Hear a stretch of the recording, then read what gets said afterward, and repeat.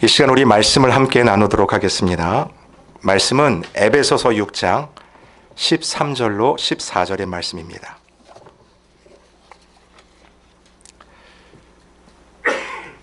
에베소서 6장 우리 13절로 14절의 말씀 우리가 같이 합독하도록 하겠습니다. 시작. 그러므로 하나님의 전신갑주를 취하라. 이는 악한 날에 너희가 능히 대적하고 모든 일을 행한 후에 서기 위함이라. 그런즉 서서 진리로 너희 허리띠를 띠고 의의 호심경을 붙이고. 아멘. 이 시간 말씀을 듣기 전에 우리 좌우 앞뒤로 여러분 가장 환한 웃음 웃으시면서 우리 서로 인사 좀 나누시죠. 잘 오셨습니다. 반갑습니다. 여러분 일주일 동안 하나님의 은혜 가운데 사셨습니까? 아멘. 근데 참 요즘 들려지는 많은 소식들이 우리의 마음을 좀 아프게 하는 그런 소식들이 참 많지 않습니까? 특별히 여러분들이 계시는 그 가운데서 하나님 하나 되는 역사와 정말 전쟁이 그치는 그 은혜를 위해서 여러분 같이 힘을 모아 기도하는 그런 자리가 되기를 바랍니다. 여러분 우리는 계속해서 지금 하나님의 전신갑주에 대해서 이야기 나누고 있죠. 우리의 가정과 일터와 사업체 그리고 이 교회 공동체 속에서 이 관계를 깨뜨리려고 하는 영적 세력이 존재한다는 것을 우리가 지난 시간에 말씀으로 서로 나눴죠. 이게 당연한 일이라고 말씀을 드렸어요. 하나님께서 그분의 설계대로 계획대로 만든 이 모든 관계들이 회복되는 것, 그걸 누가 가장 싫어할까요? 사탄이 가장 싫어하죠. 때문에 오늘 본문에서 우리 성도들이 능히 대적하고 서기 위함이다. 이 선다라는 게요, 그냥 내가 서 있는 자체, 그걸 이야기하는 게 아니에요. stand firm이에요. 어떤 바람이 불어도 어떤 일을 만나도 넘어져도 다시 그 자리에서 일어날 수 있는 능력이에요. 어떤 환경 속에서도 그 자리를 지키고 꼿꼿이 서 있을 수 있는 그 서 있음 능력. 여러분 이것을 위해서 우리 성도들에게 요구하시는 게 있습니다. 그게 뭐냐면 하나님의 전신갑주를 입으라는 거예요. 그것을 취하라는 것입니다. 여러분 사도 바울이 이 전신갑주의 컨셉을 어디에서 가져왔냐면 이 로마 군인을 통해서 이 컨셉을 가져왔습니다. 여러분 그림을 보시면 이 당시 로마 군인들 이게 갑주예요. 전쟁을 나갈 때 이 옷을 입고 나갔는데 특별히 여기에는 6가지로 구분이 되어 있습니다. 한번 위에서부터 볼게요. 맨 위에는 뭐가 있냐면 투구를 썼죠. 그리고 쭉 가슴으로 내려오면 여기를 보호하는 흉배가 있습니다. 이게 두 번째예요. 그리고 여러분 잘 보이실지 모르겠는데 그 흉배 바로 밑에 원형해가지고 만든 게 있어요. 그게 허리띠예요. 그러니까 허리보다 살짝 위에 있어요. 허리띠는요. 배 쪽에 딱 이렇게 걸쳐져 있죠. 그리고 한 손에는 방패를 들고 있고 또 한 손에는 칼을 들고 있죠. 그리고 마지막 6번째로 맨 밑을 보면 가죽으로 된 신발을 신고 있는, 실은 이 컨셉을 사도 바울이 로마 군인을 통해서 사용을 한 겁니다. 여러분 당시 세계를 제패할 로마 군인들의 위용이 대단했죠. 이것을 보면서 항상 전쟁에 나가면 승리하고 돌아오는 그 로마 군병을 보면서 이 사도 바울이 생각한 거예요. 야, 우리 믿는 성도들도 우리 크리스찬들도 바로 저 모습처럼 하나님의 전신갑주를 취하고 우리에게 허락한 그 영적 전투에서 승리를 해야 되겠다. 여러분 그렇기 때문에요, 이 로마 군인들의 무장 상태를 잘 아는 것이 오늘 본문을 이해하는 방법입니다. 여러분 오늘 본문에서 그 6가지 갑주 중에서 무엇을 제일 먼저 이야기하냐면 바로 14절 같이 읽습니다. 시작. 그런즉 서서 진리로 너희 허리띠를 띠고. 허리띠를 띠래요. 근데 이 허리띠도 이게 갑주일까라고 생각이 듭니다. 여러분 저 같으면 공격할 때 싸울 때 가장 중요한 게 칼이라고 생각이 들고 공격할 수 있는 화살이라 생각돼서 그것을 제일 먼저 화두를 꺼내며 이야기할 법한데 사도 바울은 칼을 이야기하지 않습니다. 제일 먼저 무엇을 이야기하냐면 허리띠를 이야기하는 거예요. 여러분 여기에는 이유가 있습니다. 그림을 제가 하나 가져왔는데 이게 여러분 토가라고 하는 거예요. 그러니까 당시 이 로마 병사들이 그리고 시민들이 평상시에 입고 다녔던 옷이 바로 저 토가입니다. 굉장히 멋있게 생겼죠. 그리고 굉장히 이렇게 나풀나풀거려서 굉장히 시원할 것 같아요. 그리고 이 길이가 굉장히 길어가지고 주위를 다 청소하고 다니는 옷이에요. 그만큼 이렇게 되게 긴 옷입니다. 근데 여러분 생각해 보세요. 저 옷을 입고 전쟁을 할 수 있을까요? 없지요. 여러분 전쟁터에서 전진 명령이 떨어졌는데 저 옷을 입고 한번 달려본다고 생각하십시오. 10중 8구 다 넘어지는 거예요. 그러니까 저 상태로는 어떠한 훈련도 받을 수 없고 전쟁에 나갈 수도 없어요. 때문에 훈련이나 전쟁을 하기 전에 먼저 잘 뛰어다니고 편하게 움직일 수 있도록 이 사람들이 하는 게 뭐냐면 저 긴 옷을 둘둘둘둘 말아가지고 무릎이 보이도록. 왜요? 잘 뛰어다녀야 되니까. 무릎을 보이도록 옷을 다 위로 올린 다음에 무엇으로 그 옷을 고정할까요? 그렇죠. 허리띠를 딱 매는 거예요. 그래서 이 허리띠를 맸다라고 하는 의미가 뭐냐면 I'm ready, ready to run. 달려갈 준비가 됐고 훈련할 준비가 됐고 싸움터에 나갈 준비가 됐다. 그런 의미에서 이 허리띠는 6가지의 갑주 중에서 제일 먼저 나오는 중요한 부분이면서 가장 기본 중에 기본이라는 것입니다. 우리는 벌써 이걸 알고 있어요. 여러분들 우리가 명절 때 우리 뭘 입죠? 한복 입지 않나요? 저도 저희 어머니 한복 입었던 모습이 기억나는데요. 한복 입으면 좀 불편하잖아요. 근데 어디서 끈을 가져와 가지고 어머니가 이렇게 올려가지고 허리띠를 탁 조매요. 그 다음 뭐 하세요? 이제 전을 붙이기 시작하는 거예요. 그러니까 이게 허리띠를 딱 맸다라는 것은 내가 이제 일할 준비가 됐다. 무엇을 할 준비가 되었다. 여러분 그런 의미에서 이 허리띠가 왜 가장 먼저 나왔으며 중요하다라고 말씀을 드리냐면 아무리 방패를 들고 나가고 아무리 칼을 들고 나가고 이 투구를 쓰고 흉배를 메고 전장터로 나가도 여러분 옷이 나풀나풀거리면 소용이 없다라는 거죠.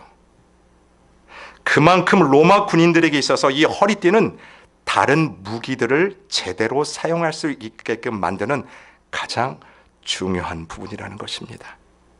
이처럼 우리 성도들이요, 싸움터는 그 영적 전투에서 우리의 펄럭이는 그 삶을 정리시켜주기 위해서 반드시 필요한 것, 그것이 허리띠예요. 그런데 오늘 본문은 그 허리띠를 무슨 허리띠라고 이야기하냐면 진리의 허리띠다. 자, 그런 의미에서 오늘 이 본문의 말씀을 가지고요, 크게 2가지 부분을 여러분과 나누고 권면을 드리려고 합니다. 한번 따라 하시죠. 진리로 무장하자. 예, 이게 첫 번째예요. 진리로 무장하자. 본문이 말하는 진리는 바로 말씀 그 자체를 가리키는 것입니다. 오늘 사도 바울이 우리 성도들에게 권면하는 게 뭐냐면 그 하나님의 말씀으로 허리에 띠를 띠라는 거죠. 왜 이런 요구를 우리에게 하냐면 이유는 딱 하나입니다. 요한복음 8장 44절 때문에 그래요. 들어보십시오. 너희는 너희 아비 마귀에게서 났으니 너희 아비의 욕심대로 너희도 행하고자 하느니라. 그는 처음부터 산인한 자요 진리가 그 속에 없으므로 진리에 서지 못하고 거짓을 말할 때마다 제 것으로 말하나니 이는 그가 거짓말쟁이요 거짓의 아비가 되었습니다. 여러분, 우리가 싸워나는 그 영적 전투에 그 사탄이 어떤 존재라고 말하냐면 진리가 없는 자라는, 속이는 존재라는 거예요. 여러분, 그걸로 여러분을 속이고 미혹하고 넘어지게 하는 것, 그것이 사탄의 속성이라는 것입니다.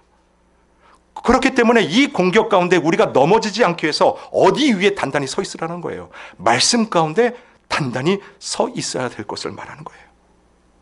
여러분, 이 사탄의 공격이 만만치가 않습니다.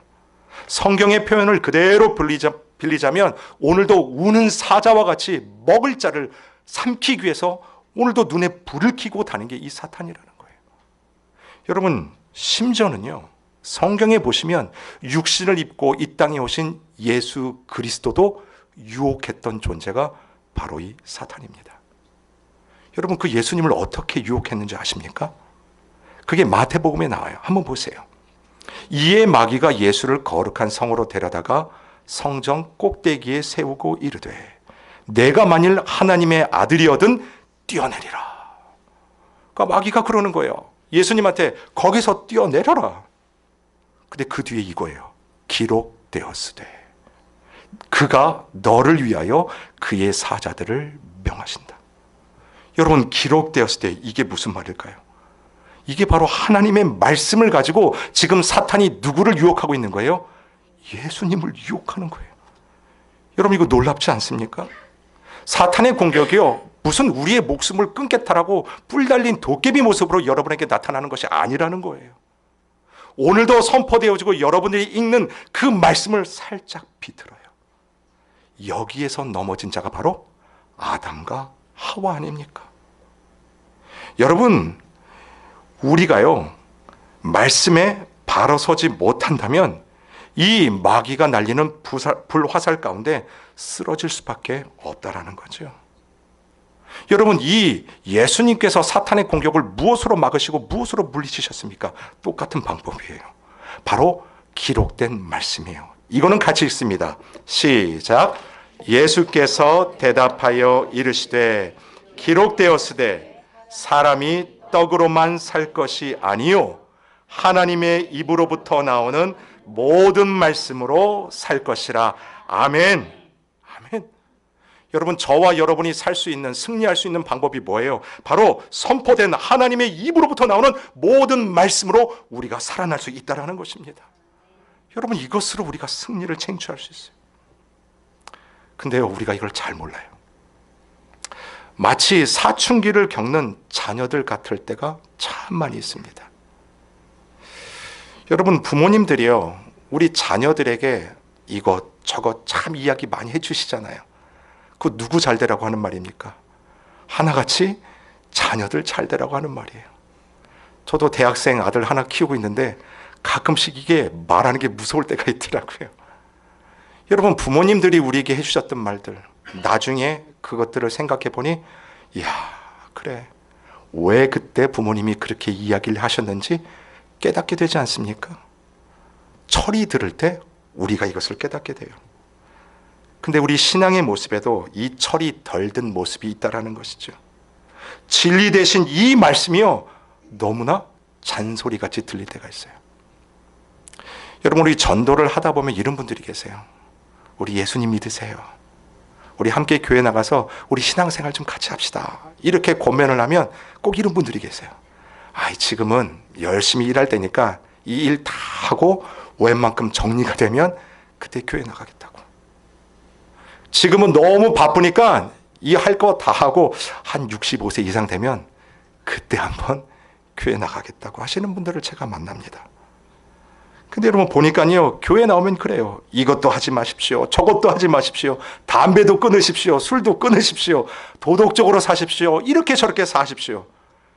여러분, 안 나오면 그 소리 안 듣잖아요. 참 편한 거예요. 마치 아까 전에 봤던 그 토고가 휘날리는 것처럼 그렇게 사는 게 편한 줄 아는데, 여러분, 그게 편한 삶인가요?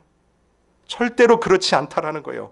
말씀이 나를 살려낸다라는 것입니다. 마치 로마 군인들에게 그 허리띠가 자신을 구속하는 것처럼 보이지만 실제로 전쟁터에서 펄펄 뛸 수 있도록 우리에게 자유를 주는 것처럼요, 하나님께서 저와 여러분의 삶을 위해 주신 이 말씀이 실은 우리를 자유케 한다라는 것이죠. 죄의 속박에서 자유를 주시며 펄럭거리는 교만의 삶을 접고 다시 말씀으로 달려갈 수 있는 준비를 시키는 것, 그게 바로 진리 대신 말씀이에요. 여러분, 이 말씀을 따라갈 때 우리는 진정한 행복을 누릴 수 있다는 거예요. 이 말씀을 따라갈 때 하나님이 우리 삶 가운데 계획해 두신 그 모든 아름다운 것들을 우리가 누리고 따먹을 수 있는 것, 그게 바로 말씀 아닙니까? 결국이요, 오늘 본문에 이 사도 바울이 말씀하고 있는 진리의 허리띠, 이 진리는 누구를 가리키는 것이냐면 살아계신 주 예수 그리스도를 가리키는 것입니다. 우리 함께 읽겠습니다. 예수께서 이르시되 내가 곧 길이요 진리요 생명이니 나로 말미암지 않고는 아버지께로 올 자가 없느니라. 아멘. 보세요. 예수님의 선 보세요. 내가 곧 길이다. The way예요. 내가 곧 진리예요. 내가 곧 생명이니 나로 말미암지 않고는 살아계신 그 하나님 아버지께로 올 자가 아무도 없다라고 선포하지 않습니까? 여러분, 예수님께서 모든 맡겼던 담을 허시는 그분이 바로 예수님 되십니다. 우리가 살아내는 이 세상은요, 참 공격을 많이 해오는데 특별히 세상의 이념과 철학을 통해서 우리에게 다가옵니다. 대표적인 게 만몬이에요. 여러분, 우리를 자유케 하는 것으로 세상이 제일 먼저 드는 것은 돈입니다. 그렇죠. 심지어 저도 돈이 많았으면 좋겠어요. 돈이 부족하지 않았으면 좋겠어요. 왜냐하면 그 돈이 있으면 우리가 원하는 모든 것을 할 수 있다라고 속삭이지 않습니까? 그래서 그 돈을 얻기 위해서 여러분 잠도 안 자고 열심히 일하잖아요. 쓰러져 가면서도 일을 해요. 아파도 다시 일어나서 그 돈을 벌기 위해서 나갑니다. 근데 보니까요, 그 돈을 사용하는 것이 아니라 어느 순간 돈의 노예가 되어버렸어요. 예전보다 많이 가졌죠. 많이 생겼어요. 근데 그 생김으로 나에게 자유가 생기는 것이 아니라 이전보다 더 못한 노예의 삶을 살고 있는 나 자신을 발견하지 않습니까? 여러분, 이것이요 세상이 우리에게 던지는 도전과 유혹이라는 거예요. 어떤 분에게는 명예가 그럴 수 있어요. 이 명예 때문에 그렇게 달려가는 분들이 있어요. 어떤 분들에게는 건강이 그럴 수 있어요. 어떤 분들에게는 자녀가 그 대상이 될 수 있어요. 그 자녀가 어느 순간 나를 올가매는 우상이 될 수 있다는 거죠. 여러분, 그렇기 때문에 우리가 이 예수 그리스도로 나 자신을 매지 않으면 세상의 기준을 들이대는 그 앞에서 우리는 자유할 수가 없습니다. 여러분, 저와 여러분의 기준은 뭐냐면 바로 이 말씀이에요. 진리가 너희를 자유케 한다라고 하셨듯이 말씀으로 여러분의 삶을 해석해내시기를 바랍니다. 성경에 보면 그러한 자들이 나와요. 베레아 사람들은 말씀이 그런가 하여 상고했다라고 말하죠. 바로 하나님의 말씀을 연구하기 위하여 그렇게 열심으로 읽고 묵상했던 그 모습들이 저와 여러분의 모습이 되기를 바랍니다. 그리고 바라기는 정말 이 예수님이 누군지 알고 싶어하는 그 궁금증이 여러분에게 생기기를 원해요. 예수님이 누구시며 나를 위해서 어떠한 구역에서 구원의 사역을 하셨는지, 그리고 그것을 통해서 내가 지금 어떠한 은혜를 누리며 이 자리에 서 있는지, 이것이 여러분의 궁금증이 되기를 바랍니다. 그러기 위해서 무엇보다도 말씀의 자리를 끝까지 지켜내시기를 바랍니다. 그리고 진리 되신 말씀을 읽으십시오. 성령을 의지하여 여러분의 것으로 취하십시오. 이것이 바로 진리의 허리띠를 매는 전신갑주예요. 자, 이게 첫 번째였자면 두 번째도 한번 따라해 보시죠. 정직으로 무장하자. 그렇죠. 첫 번째는 진리요, 두 번째는 정직입니다. 그러니까 우리가 이 진리된 말씀으로 우리 속에 딱 띠를 메고 있지요. 그러면 이것이 내 삶 밖으로 드러날 수밖에 없어요. 자, 그 드러남이 무엇이냐면 정직이라는 것입니다. 진리된 말씀이 저와 여러분의 그 정직된 삶의 태도로 반드시 드러나야 됩니다. 왜냐하면 거짓의 앞잡인 그 사탄에게 우리는 거짓으로 싸울 수가 없지요. 여러분, 거짓의 아버지가 되시는, 아비가 되는 그 사탄 앞에 여러분들이 가지고 있는 거짓으로 되면요, 백전백패예요. 여러분, 어둠을 물리치기 위해서 우리가 어떤 애를 써야 되냐면 빛을 소유하면 자연스럽게 그 어둠이 물러가는 것처럼 이 악한 거짓에 맞설 수 있는 건 진리 대신 성령을 의지하여 정직으로 맞설 때 승산이 있다는 것입니다. 여러분, 그래서 이걸 꼭 기억하셨으면 좋겠어요. 이 정직이 바로 하나님의 평가의 기준이 됩니다. 저와 여러분을 하나님이 무엇으로 평가하시냐면요, 바로 정직한 삶으로 구분해 내신다라는 거예요. 여러분, 구약의 왕들을 평가했던 이 열왕기서를 보시면 이 사실이 그대로 드러납니다. 하나님께서 이 남유다 북이스라엘의 여러 왕들이요, 그 왕들을 딱 두 가지로 구분하셨어요. 첫 번째, 어떻게 구분하셨냐면 여호와 보시기에 악을 행하는 왕들. 너희들은 참 내 보기에 악한 왕들이다. 그래서 딱 구분해 놓으시기를 너희는 악을 행하는 왕들. 자, 그러면 반대로 악을 행하는 왕들의 반대는 뭐가 될까요? 하나님 보시기에 선을 행하는 왕들. 이 표현이 맞을 것 같지요. 근데 하나님이요 이렇게 표현하십니다. 히스기야가 그의 조상 다윗의 모든 행위와 같이 여호와 보시기에 정직하게 행하여. 실은 이게 굉장히 많아요. 근데 제가 딱 한 가지만 더 가져옵니다. 같이 읽습니다. 시작. 요시야가 여호와 보시기에 정직히 행하여. 보십시오. 이것이 바로 하나님의 평가의 기준이야. 딱 하나입니다. 저와 여러분이 하나님의 보시기에 얼마나 정직한가. 더 많이 벌기 위해서 동분서주 애쓰는 모습 귀하죠. 그러나 신은 하나님은요 거기에 관심이 없으세요. 이 교회를 바라보는 하나님의 관심도 마찬가지입니다. 얼마나 규모가 있는가, 얼마나 많이 모이는가, 아니 중요하지 않다라는 말씀이 아니에요. 그런데 이런 것들이요 하나님의 평가 기준 앞에서 본질이 아니라는 말씀이에요. 하나님께서는 이 교회를 통해 얼마나 생명을 살리기 위해 하나님 앞에 정직히 행하고 있는가, 그리고 사람들 앞에서 얼마나 정직한 모습으로 서 있는가, 이것이 하나님의 관심사라는 것입니다.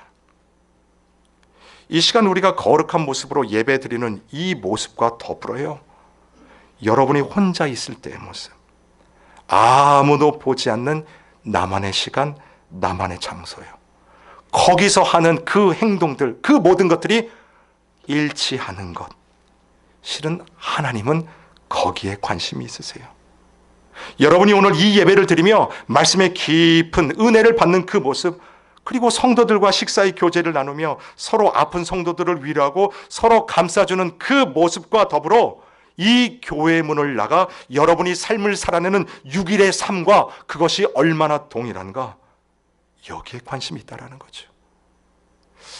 여러분, 우리가요 여기에서 참 넘어지기 쉽습니다. 우리가 보여지는 것은 참 거룩한데 나만의 모습에 있을 때 어떠한 모습으로 서 있는지요. 실은 오늘 말씀을 전하고 있는 저도 마찬가지예요. 이 말씀이 하나님의 은혜 가운데 전달되기 위해서 이 말씀을 선포하는 이 시간이 아니라 이 말씀을 준비했던 그 6일의 시간 동안 얼만큼 하나님 앞에 정직하게 서 있었는가, 여러분 그것을 통해서 하나님이 역사하시고 하나님이 일을 하신다라는 거죠. 여러분도 마찬가지입니다. 오늘 우리들이 함께 모여 거룩한 모습으로 이 예배를 드리는 모습을 보이기 위하여 여러분들이 삶을 살아내는 그 6일의 삶이 너무나도 중요하다는 거예요. 그 삶 모두가 하나님 앞에서 정직의 삶으로 올려드려야 된다는 것입니다. 그래서 우리가 이런 기도를 주님 앞에 드리는 거예요. 나의 하나님이여, 주께서 마음을 감찰하시고 정직을 기뻐하시는 줄을 내가 아나이다. 내가 정직한 마음으로 이 모든 것을 즐거이 드렸사오며. 여러분, 이것을 뒤집어 말하면 이거예요. 여러분들의 삶 가운데 여러분들이 오늘 드리는 그 모든 헌금들, 한 주간 애써 드리는 그 시간들, 심지어 여러분이 하나님을 위해 내어놓은 그 모든 것들이 내 삶 속에 정직으로 규정이 되지 않는다면 그거 하나님이 받지 않으신다라는 거죠. 사랑하는 성도 여러분, 여러분의 살아내는 그 삶이 하나님 앞에 정직으로 드러날 수 있기를 주님의 이름으로 축원을 드립니다. 이럴 때요 하나님이 우리에게 주시는 은혜가 있어요. 같이 읽겠습니다. 시작. 여호와는 의로우사 의로운 일을 좋아하시나니 정직한 자는 그의 얼굴을 배우리라. 아멘. 자, 정직한 자에게 주시는 하나님의 은혜는 뭐예요? 바로 하나님의 얼굴을 볼 수 있는 은혜를 허락하신다라는 거죠. 여러분, 우리가 신앙생활하면서 가장 힘든 부분 어떤 게 힘드세요? 여러분은 어떨 때 참 신앙생활 가운데 이 힘듦을 느끼십니까? 저 같은 경우는 아무리 기도를 해도 뭔가 바뀌지 않는 것 같을 때, 정말 하나님이 살아계시다는 것을 분명히 알고 있음에도 불구하고 내 삶을 보니까 그게 실감이 안 나는 그 현상을 보면서 적지 않게 실망이 되기도 해요. 여전히 나아지지 않는 내 삶을 보면서 아니 어떤 때는 여러분 숨도 못 쉬는 순간들이 있지 않습니까? 참 어려움이 오면 그걸로 끝나는 게 아니에요. 덮친데 또 덮치고 좀 괜찮아졌다 생각하면 더 큰 것이 우리의 삶을 치고 들어올 때 있지 않습니까? 여러분 그럴 때 이런 기도 안 드려보셨어요? 하나님 한 번만이라도 좀 보여주세요. 하나님의 능력을 좀 보여주십시오. 내 삶 속에 하나님이 살아계시다는 그 증거를 좀 보여주세요. 아니 엘리야는 기도할 때 하늘에서 불을 내리셨다고 하는데 하나님 내 삶에도 더도 말고 딱 한 번이라도 그 능력을 보여주십시오. 여러분 이게 무엇을 의미하냐면 우리는요 주위의 환경을 보면서 거기서 미치지 못하는 내 상황과 늘 비교하면서 신앙생활을 하다 보니까 그것 때문에 지치는 거라는 거예요. 게다가 감당 못하는 그 힘든 일들이 다가오면 어느새 나도 모르게 내 입술에서 뭐가 나오냐면 불평이 나오죠. 하나님을 향한 원망과 막 불평들이 쏟아지는 거예요. 여러분 성경을 보시면 이러한 상황을 겪은 인물이 나와요. 여러분 욥을 잘 아시지 않습니까? 성경에 보니까 욥은요 당대 가장 큰 부자라고 했어요. 의인이라고 했어요. 자녀들도 10명이나 있습니다. 보니까 무엇 하나 부족함이 없는 자예요. 게다가 신앙도 얼마나 좋은지 늘 하나님 앞에 예배하는 곳에 항상 그 자리가 있던 자가 욥이었습니다. 근데 그것을 참 보고 있던 이 사탄이 하나님 앞에 가서 뭐라고 참소하는지 아세요? 하나님, 욥이 왜 이렇게 믿음이 좋은지 아세요? 하나님이 주신 물질 때문입니다. 하나님이 베푸신 그것 때문에 욥이 그렇게 신앙생활 잘하는 거예요. 여러분 사탄이 그런 존재입니다. 이런 존재예요. 그때 이 하나님께서요 사탄에게 정말 이런 얘기를 주셨습니다. 제가 한번 읽어드릴게요. 여호와께서 사탄에게 이르시되 네가 내 종 욥을 주의하여 보았느냐? 그와 같이 온전하고 정직하여 하나님을 경외하며 악에서 떠난 자가 세상에 없느니라. 네가 나를 충동하여 까닭없이 그를 치게 하였어도 그가 여전히 자기의 온전함을 굳게 지켰느니라. 아멘. 아멘. 어느 날 아무 이유도 모르게 정말 눈에 넣어도 아프지 않을 것 같은 그 자식들이 하루아침에 생을 달리해버렸어요. 여러분 자신이 가지고 있던 모든 재산들을 날려버립니다. 세상적으로 볼 때 망해버렸어요. 아내도 떠나고 급기야 자신의 몸 가눌 수 없는 정도로 병에 걸리지 않습니까? 여러분 그렇게 친한 친구들도요 다 등을 돌려버렸어요. 여러분 그때 욥이 하나님 앞에 어떻게 섭니까? 하나님이 많이 베풀어 주셨던 그때의 모습과 그것을 하나도 남김없이 다 가져가셨을 때의 모습, 여러분 다른 모습으로 하나님 앞에 섰을까요? 아니요. 주시는 분도 하나님이시고 거두시는 분도 하나님 되십니다. 그 입술과 마음이 둘로 갈라지지 않고 똑같은 마음으로 하나님 앞에 바로 선 거예요. 여러분 이것이 바로 욥이요 하나님을 향한 정직의 모습으로 섰습니다. 어쩌면 그는 자기의 가장 밑바닥이라고 여겨졌던 그 순간에 무엇을 보게 되냐면 하나님의 얼굴을 보는 거예요. 그래서 그가 욥기 42장 5절에 이 고백하지 않습니까? 함께 읽겠습니다. 시작. 내가 주께 대하여 귀로 듣기만 하였사오나 이제는 눈으로 주를 배움나이다. 아멘. 아멘. 지금까지는 내가 귀로만 주님을 안 것처럼, 그런데 이 상황 가운데서 이제 내 믿음의 눈이 띄어지니 여전히 나를 붙들고 계시는 누가 보이는 거예요? 하나님이 보이는 거예요. 죽을 것 같은 그 상황 속에서도, 아니 그것이 사탄의 참소라 할지라도 내 안에 진리 되신 그 말씀의 띠를 딱 묶어보니 여전히 나를 붙들고 계시는 분이 계시는 거예요. 지금까지는 내가 그래도 힘써 주님을 붙들고 있는 건 줄 알았는데 아니요, 하나님이 나를 붙들고 계셨다라는 것입니다.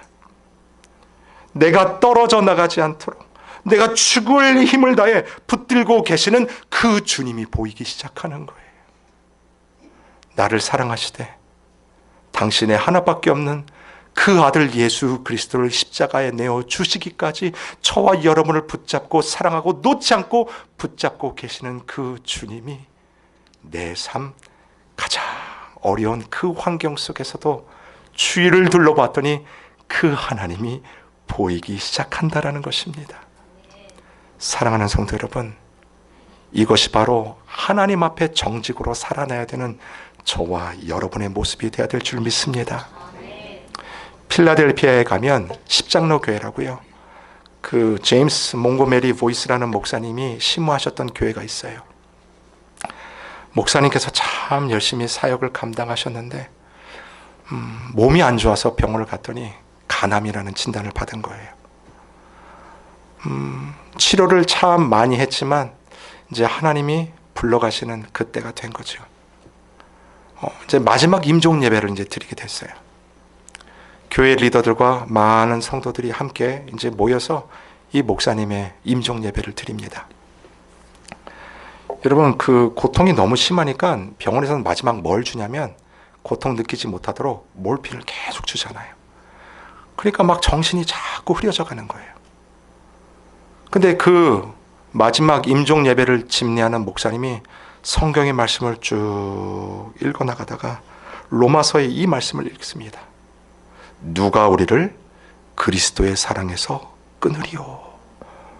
그랬더니 이 목사님께서요, 눈을 크게 뜨시면서 nothing, 할렐루야, 그 외침을 하시고 천국으로 가셨어요. 누가 우리를 그리스도의 사랑에서 끊을 수 있으리요? nothing이에요. 오늘도 우리를 참소하며 오늘도 세상의 여러 가지 다양한 가치관을 통해서 우리를 흔들려고 하는 그 사탄의 계획 가운데 여러분, 우리를 흔들 수 있는 것은 아무것도 없다라는 이 진리 되신 말씀 앞에 우리가 어떻게 반응해야 되겠습니까?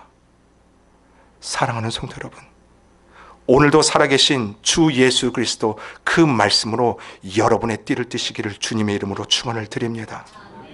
여러분들이 어떠한 상황 속에서도 그 하나님을 붙잡고, 아니 나를 여지까지 붙들고 인도하시는 그 하나님으로 인하여 여러분의 삶 가운데 승리를 선포하며 그 전쟁의 한복판 가운데 당당히 설 수 있는 여러분 되시기를 주님의 이름으로 축원합니다. 아멘.